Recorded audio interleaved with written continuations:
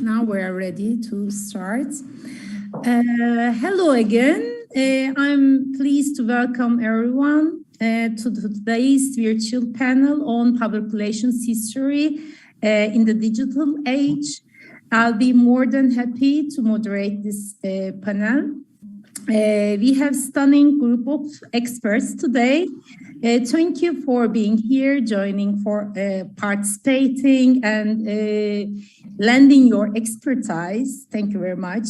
And we have audiences in the symposium hall and also in the YouTube channel. We are hoping to have lively and informative discussion together. And to open the panel, first, I would like to introduce our panelists. Shelley Spector from New York, together with us. She's the president of the corporate communications firm Spector and Associates, and the co-founder of and the director of the Museum of Public Relations, which is the only museum dedicated to public relations field. And Shelley is a distinguished counselor, educator, author, and the recipient of the 2022 Page Distinguished Service Award. Thank you for being with us, Shelley. And Senem Gençtürk Kızal from Başkent University. She is a professor in Public Relations Department. And Pınar Özdemir, she's a professor in Ankara University, Faculty of Communication. And Senem and Pınar together, they are the authors of several important papers about public relations history of Turkey.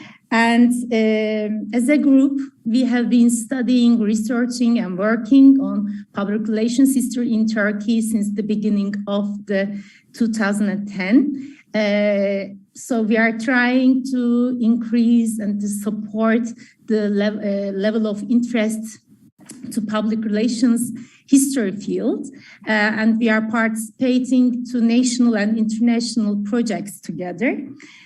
And during the last decade, we witnessed a rising academic interest to public relations field, actually, from different national perspectives, other voices, and some disadvantaged social groups. Their experiences are researched, and we had a chance to learn their experiences in the public relations scholarship. With no doubt, one of the major contributions came from the Museum of Public Relations, Shelley Spector. This year, it's the 25th is year, yes. We are celebrating its 25th year establishment. And the museum is offering a very important educational site for researchers, educators, and students, also professionals. And I have a chance to visit the museum last summer, and I have a research there. It was a very unique experience, really. And I personally know several researchers. They are using your own online resources in their courses. So we appreciate your efforts and your contributions to the public relations history. Once again, thank you very much for your contributions. So Shelley, I would like to start with you. Would you please give us more detailed information about the Museum of Public Relations? How has the museum evolved during this 25 years? And yes, we are very excited to learn your experiences. Thank you. Well, as you know, and thank you very much for the lovely introduction. As you know, Malika, from your visit, we have a lot of different things, right? And some things that you may not directly associate with public relations history, but maybe more about how public relations itself has influenced history, right? And that's part of it that's new and very exciting to us. But the history of the museum itself came about when my husband and I got to know Edward Bernays, who I assume people at Ankara University know, right? He's considered the father of public relations, and he's the double nephew of Sigmund Freud. My husband and I went up to his house 3-4 times a year to do oral histories of him, because nobody had ever done that before. And these oral histories are still online today. And toward the end of his life, we asked him what he wanted to do with his house when he would have to leave. At this point, he was 101, and he would live for another 2.5 years. But we asked him this question because his house was a magnificent mansion built in 1849, and it had maybe 1,000 black and white pictures of Bernays with FDR, Bernays with Enrico Caruso, Bernays with Eleanor, all kinds of famous people, plus Bernays with Sigmund Freud. I mean, it was priceless. So I said, what do you want to do with this house? And he said, I want to turn it into a museum. And I realized that he is looking at his Uncle Freud's house in London when he's saying this. Right? Because Sigmund Freud has a museum out of his house in London, which we've been to. And I said to him, and I felt bad saying it, people are not going to come to Cambridge, Massachusetts for a museum of public relations in the same way that they go to your uncle's house in London. It's just not the same level of interest, I said to him. And he looked very sad when I said that. And then I said, okay, but we'll make a museum of public relations in New York City. And we had no idea what we were about to face. We had no idea what it was going to be. And because we have no experience in museum, making museums. And when Bernays died at 103.5, the family called us and we loaded up a truck with his artifacts. And that began the museum. We came back to New York and we had to start displaying everything. And then over the years, we created a website that is now the number 1 educational website for public relations students in the world. And we started collecting we now have 5,000 artifacts from both public relations people, professionals, as well as media from going back to the 1700s. And most of it is US focused, and I wish that it had more of an international focus. But it's really taken off, and especially in the last 7 years, where we have focused on the diverse populations within public relations, which has never been done before. So we have 6 diversity events every year. And I know diversity is a different idea here in this country than it is in Turkey. But here we have, a lot of diverse groups who were never recognized before in public relations. And we are the first to recognize them and give them a platform. And our next event is going to be November 3rd, where we're recognizing the indigenous population here in North America. So that would be Native Americans and the First Nation people in Canada. And they have their own public relations people on their tribes. It's really fascinating. So this is the 2nd annual event for Native Americans. And that's how the museum just keeps expanding its purpose. And I just love it. So we have lots of people who come to the museum. Malika was there this summer. Mostly students, researchers from all over the world. And we hope it continues to grow. We do hope to see other museums built in other parts of the world too. Hopefully, yes. And I know that you have a digitalization project in the museum. And how is it going? What is your expectation from that project? As I said, we had 5,000 artifacts. Some of those 5,000 artifacts are books, right? Old books. And we are getting those books digitized, right? And you have to handle books from the 1800s very, very carefully. So it's a big process. a lot of old newspapers, right? So it's extremely important that the whole world of public relations becomes digitized, because we're going to lose all the hard copies, the paper, right? Up until the 1990s, everything was in paper. And today everything is online. When you ask students today what an inbox is, and Malik, you saw the inbox we have of Eddie Bernays, right? It's a wooden box, and students have never seen anything like this before.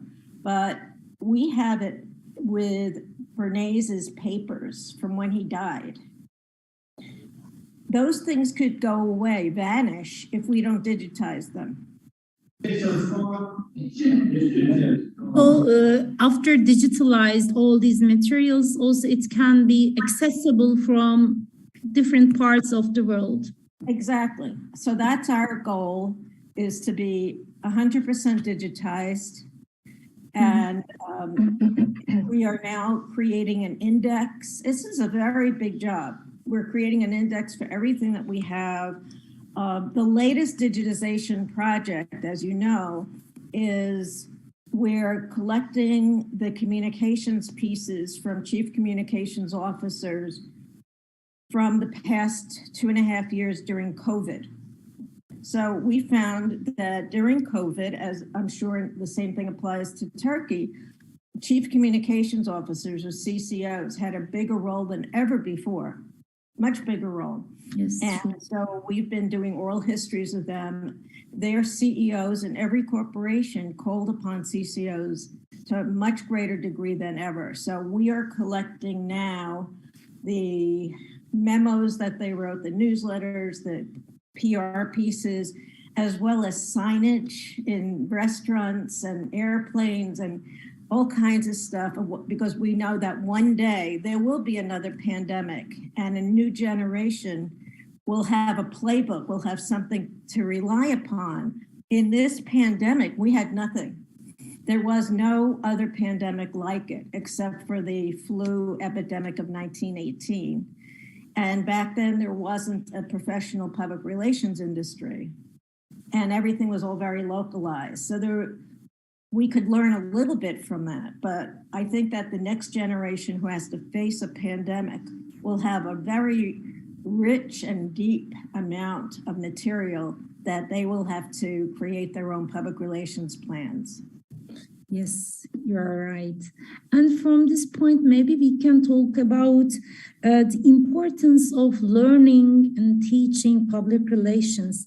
Would you like to continue? Why do you think it's important to learn for public relations professionals, also students, to learn the history of this field? How much time do we have? I could take hours about that. I look at it in two ways. One, the profession. And it's very, very important to understand everybody will say, well, in the past 100 years, because the field is about 100 years old, the profession has changed a lot, but it hasn't. The only way that it has changed is because today there are more women than ever before in leadership positions. There were more diverse people than ever before. The technology is very, very different. When I ask students how much has the business changed in the past 100 years, oh, social media, social media, social media. Well, they said the same thing when television came out. They said there was a whole big deal here in 1961. Not that I was at it, but I've seen a film about it. They had a 2-day conference on how television was going to forever change the public relations business, and how do we deal with that? So it's kind of the same thing. Social media is another channel, just like TV is another channel.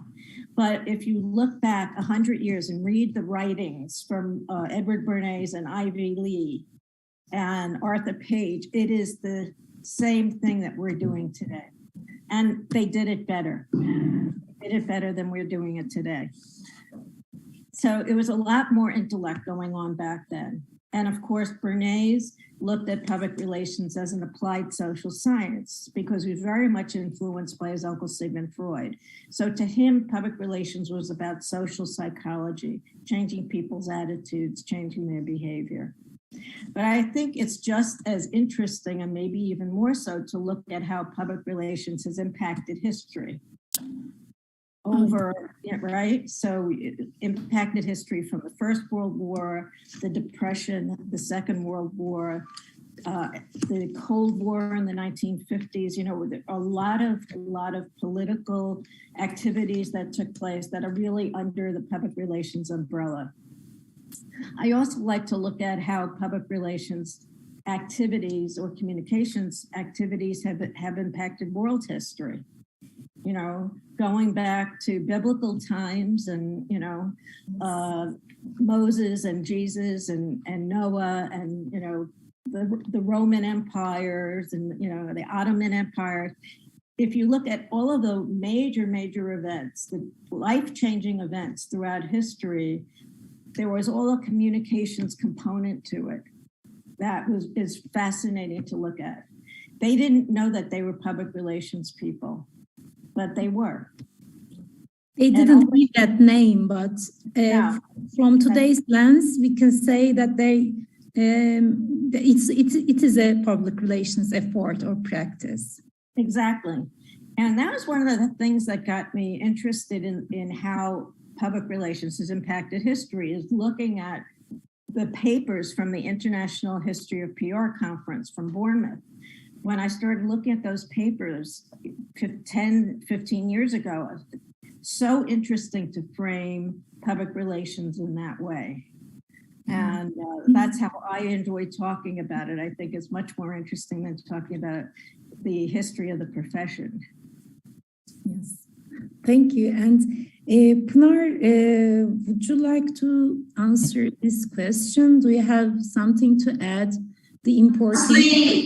Melike, I thought about the same word that Shelley mentioned, change. Indeed, studying history means studying change, and public relations is a profession and an academic field which is constantly changing. It is a rapidly changing business. So to understand this change, I think we have to know about history, not only the universal one, but also the local histories of public relations. So I also believe to have a good understanding of the field, also we need to understand the history. So I think when I start studying about the history of public relations, I had a better understanding about public relations. I mean, it changed all my attitude towards the discipline. Before it, my understanding of public relations was much more narrower. And now I have a very broad sense of public relations. I think that's why it's important for academics, for professionals, and for the students to learn about history of public relations. Yes, I agree with you. And certainly when it comes to crisis communications. So for instance, when we had 2008, 2009, we had a financial crisis. So we went to look back to how public relations was used during the Depression, the Great Depression in 1929. What were the messaging used? What were the things that worked and the things that didn't work? And we made a major study and actually published that. So, right, I think you'll agree that you can use a lot of what was done successfully in the past and apply it to today. Why keep reinventing the wheel, as they say? But I think that if you look back at some very intelligent people and campaigns from the past 100 years, it will make you a better professional today. Yes, for sure. Senam, do you have anything to add to this question? How do you think? I think we all believe that it's important to learn and again, and history of the field, public relations, and looking at the history, not just looking, actually digging the history for us, digging. Not within social, economic, and political context, via public relations perspective, or in your words, lens, make and create new meanings for the field for us. And we also believe that if field has a strong history, then the field has a strong identity. Yes. So we have to define the history again from that point of view. We have to, as Pınar said before, history is not just a biography of great men, digging the local history, and not just a singular indicator of time or sequences or listing the events. So we have to define history again, I think. Mm-hmm. Yeah. It is all one of the most interesting moments this year, I must tell you, was when Malika came to us and said, did we happen to have anything about the pavilion, the Turkish pavilion at the New York World's Fair in 1939? Mm-hmm. And that is such an obscure thing. How many people would have that? And we happen to have that, right? And it was just a great thing that we were able to give her what she was looking for. And original pieces, not the original materials, right. Maps and guidebooks, official book of the fair. It was fantastic. Yes. There's something different when you can feel the original piece, the paper. We don't get to feel paper that much anymore. And this is paper that's from 1939. And you also have to look in the context of what, in 1939, what else was happening in the world? There was a big war in Europe. Yeah. But yet the people in New York said, oh, we need to do a World's Fair. And that's very interesting because lots of different countries were represented at the World's Fair, including countries that the United States was at war with.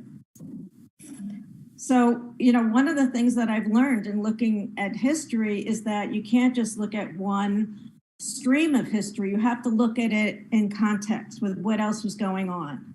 Yes, that was going on, but what else was going on at the same time? Yes.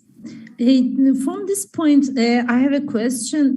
Maybe I can ask to Pınar, but later you can all answer, please. For digitalization, we are saying, okay, it's a good trend, so we can have all the sources digitalized. But I have some doubts about one issue. I'm not sure if a researcher can feel the same amount of energy or excitement when he or she touches, smells the rare artifact or a historical piece. I know Pınar is searching and trying very hard to find original pieces, and I witness her excitement when she touches the original pieces. So I want to ask to her, how do you think? Do you think a researcher can feel the same energy when everything is digitalized? Well, maybe I think yes, it is, because yes, physically it is such a pleasure to touch a piece of history like Shelley said, oh, it's a real paper from 1939. I really love it. I mean, I was in London for research about Korean War. So when I read some papers from this period, it really excited me. But for the nations like us, we don't have a culture of archiving. So we don't have many archives. So it is a very hard thing to reach the material. So for us, it's all digging and trying to find, sometimes to pay so high amount of budget to buy something online. So I think digital is a great opportunity for people from third world countries or developing world, let's say, to reach digital archives. So I think it is going to be very helpful for the countries who just started to investigate their own histories of public relations to be able to reach. For example, I imagine if I can reach British libraries digital archive. Many things I can find from there. So I think I can still personally continue digging and buying stuff for my collection. But I think for all the researchers all over the world, digital archives will be a very great opportunity. So I think it should be supported. We shouldn't be selfish about it, and we should share it online. Yes. How do you think, Shelley? You see researchers. I'm sorry. I have to leave for the next panel. It was a great pleasure, Shelley, to meet you. Thank you for everything. And I'm sorry that I couldn't stay till the end. So I have to leave now. It was a great pleasure again. Great pleasure. Yes, thank you so much. Please, Shelley, how do you think about that? I think any way that you can find out about the history and is great. And one of the ways to do that is to start talking to the elders in the field, the Turkish elders, some of the pioneers. I don't know how far back it goes, but they may be able to direct you to a family who still has boxes of stuff, because these boxes of stuff are slowly disappearing. You know, I have seen so many times when a widow whose husband was a very famous public relations person is about to throw the stuff out because it means nothing to her, right? And no, send it to us. And we've never had to buy anything, by the way. We haven't bought a thing, really. But donation. Donation. Yeah, the families are happy to send it to us. We'll give them the FedEx money, you know, just send it over. We don't want anything to disappear because things will disappear now as we come to, you know, nobody writes letters anymore. You can't have a collection of letters any longer. So the time to start looking for this material is now. And you'll be surprised what you can find. Yeah. And, you know, there may be a listing somewhere of this old stuff, but I think the best place to start is asking the people who are considered the pioneers in Turkish public relations and seeing if they know of somebody else or a family or an estate that is holding on to this paper. Because it's the paper that's going to disintegrate. And you've got to get to this paper before it and you got to digitize everything as quickly as possible. Yeah, okay, thank you for this suggestion. We should start with that, yes. And Senem, yesterday, in the first day of the symposium, in your talk, you mentioned a sentence. I took a note and translate to English. You said, in the digital age, the digital technologies also paved the way for reaching into past. While digital creates its own memory, it also hosts the traditional as a new platform. Senem, you said something like that. Would you please interpret this sentence for us, considering public relations history? What's the meaning of this for public relations history? Maybe actually Pınar said first archives are going digital, which is the most exciting part for us. Digital universe hosts archives, newspapers, magazines, documents, postcards, photographs, personal documents and personal archives is going digitalized.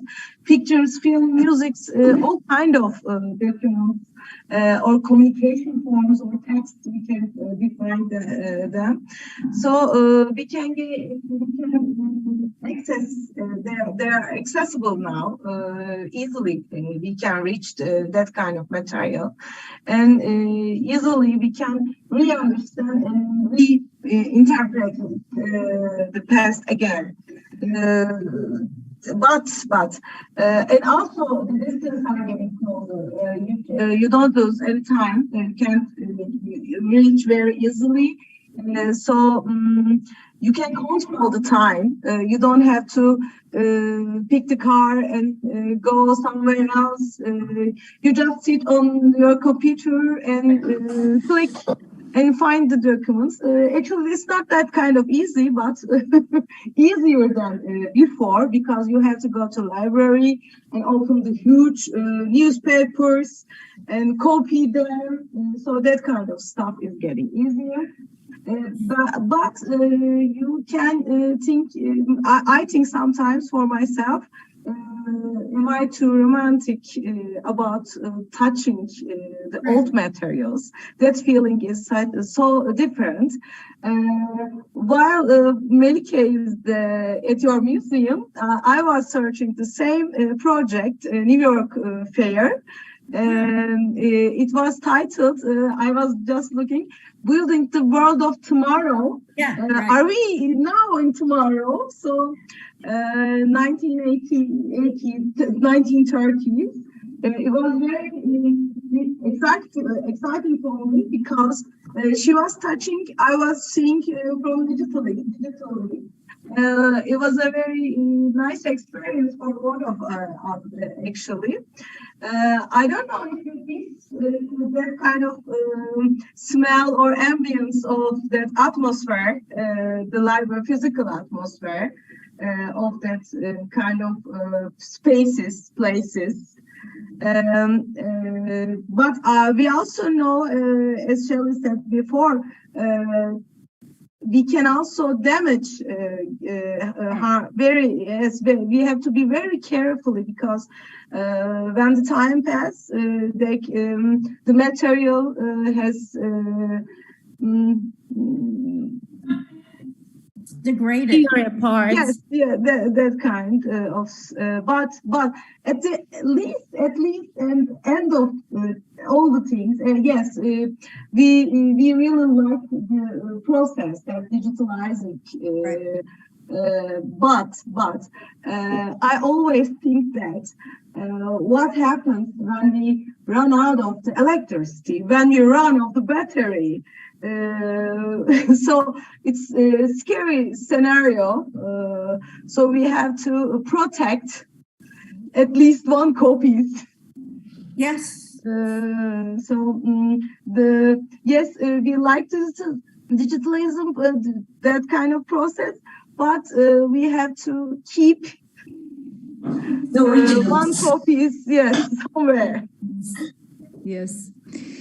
And we have to be carefully also from digital documents can be anonymized and deformed and taken out of context. Right. Especially we are in the post-truth age. We saw what is happening around. We are witnessing all kind of disinformation. It's for the researcher. We have to very responsible and ethical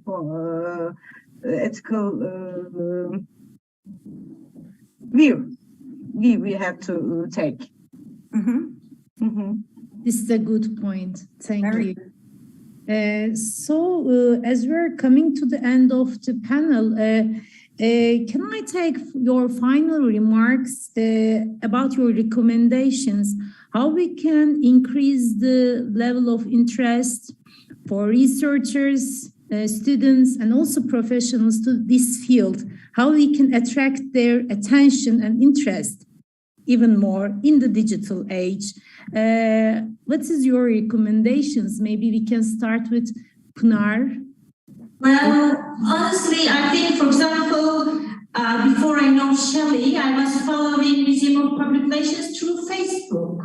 By chance, I have seen it, and I found it very exciting. For example, I remember the first Black pioneer of public relations in USA, and such stories were very inspiring for me, really, because it was not only the same names that we always know. So I think really digital has a very good potential to attract attention, especially for younger generations. I came across through Facebook. Maybe now Facebook is a bit out of fashion, but we can use some platforms that the young people are following to learn about new things. So I think digitalization is also an answer for that as well. If we want the interest of the younger generations, we have to adapt, because usually history for the youngers are a bit boring, which is not the case at all, but they usually, from their high school knowledge, they are very prejudiced about history.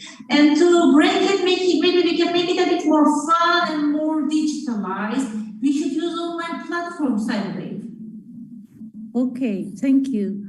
How do you think, Senem, do you have any suggestions, recommendations?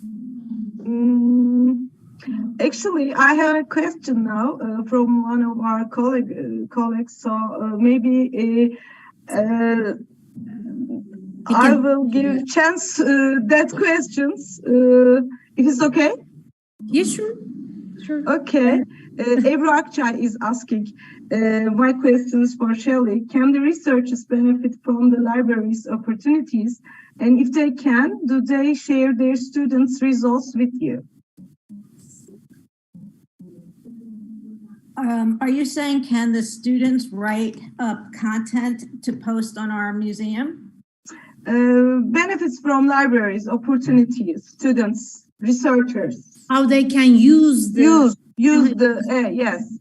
And if they can, whenever they use, do they share their results or their articles, their books with you?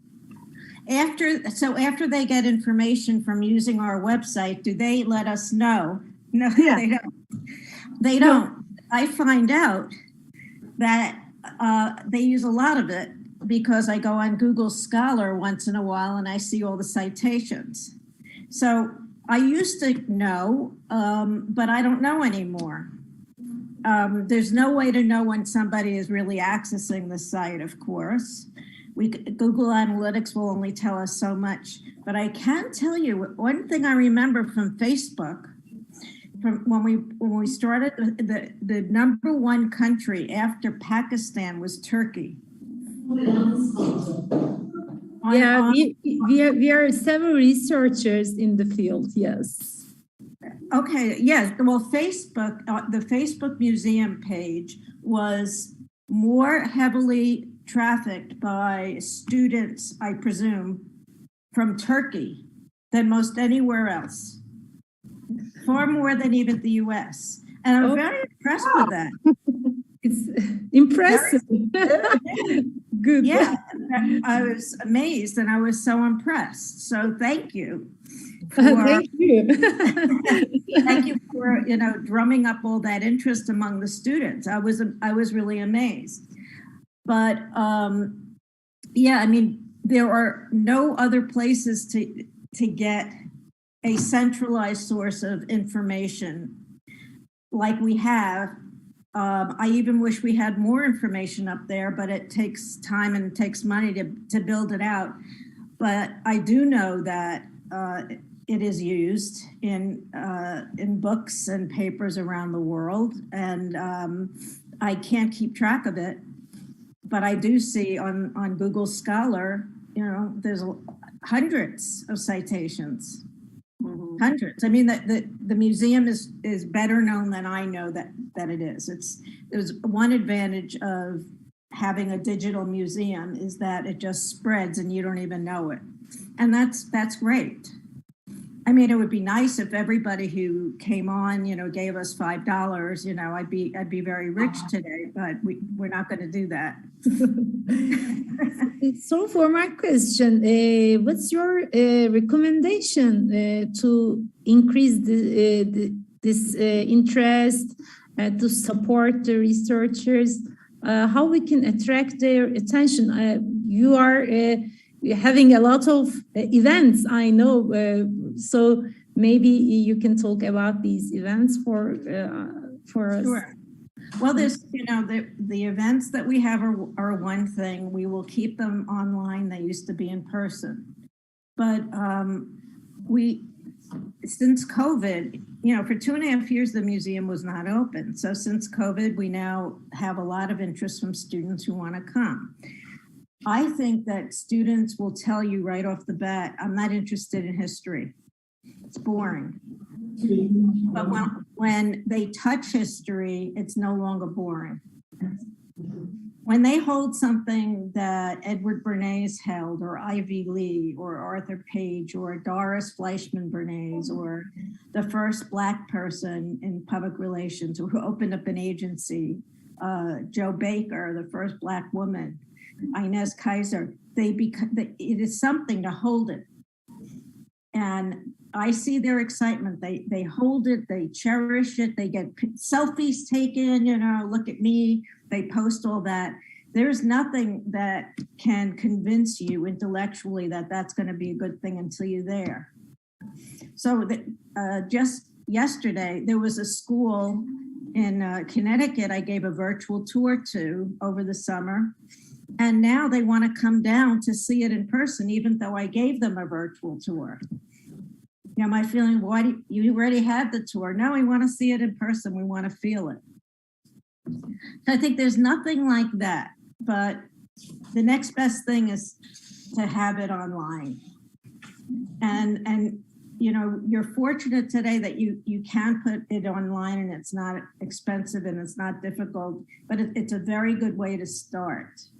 Rather than having to have a room and have display cases. Okay. But I could tell you for myself that I was never really interested in history until I met Edward Bernays. And, just being at his house and seeing these things that were 100 years old and just being inside all that history was just extraordinary to me. And that opened up my whole mind to the importance of understanding history and the place of public relations in history. Okay, thank you very much. For closing, maybe if we have some questions from the symposium hall, we still have some time. We can listen the questions to the friends who is in the hall. Do we have any questions?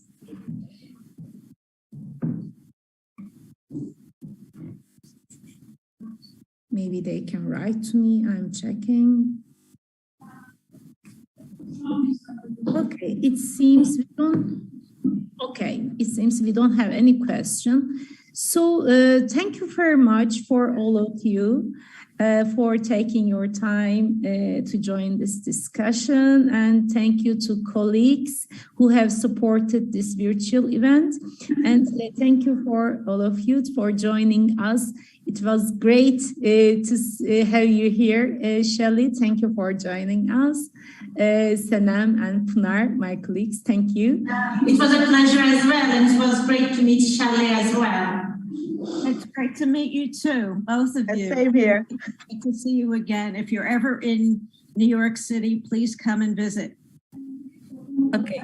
And I wish you all the luck in building a museum, but the most important thing is to get this paper before it disintegrates. Yes, thank you for your support. Thank you. Always have my support. Okay. Thank you, everyone. Okay. Have a nice day, and for us, have a nice evening. Yeah.